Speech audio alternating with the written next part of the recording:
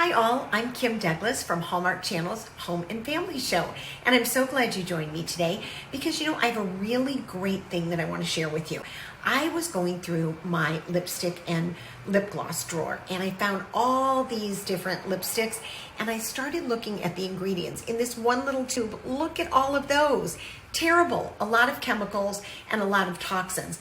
And right now at this time of year especially, I'm sure you're like me and your lips are very, very dry. Well, I've got a great DIY for you because what we're going to do is we're going to make our very own toxin-free, chemical-free DIY lip balms.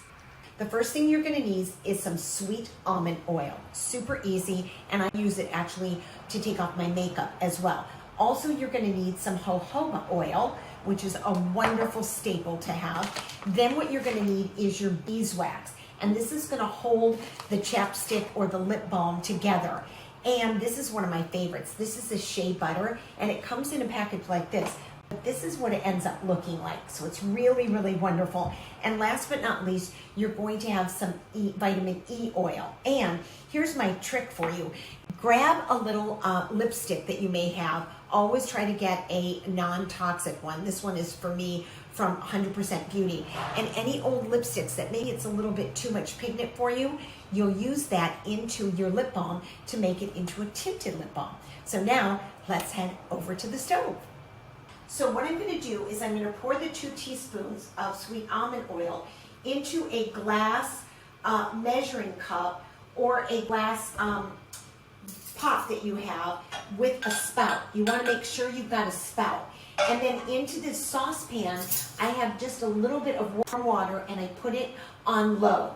Then you're going to add the 2 parts of the almond oil, 1 part jojoba oil, and then we're going to do 1 heaping tablespoon of the wax pellets. They're going to go in here as well. And then last but not least, we're going to do a big scoop of our shea butter. And this is all going to go in here, and I'm going to melt it down.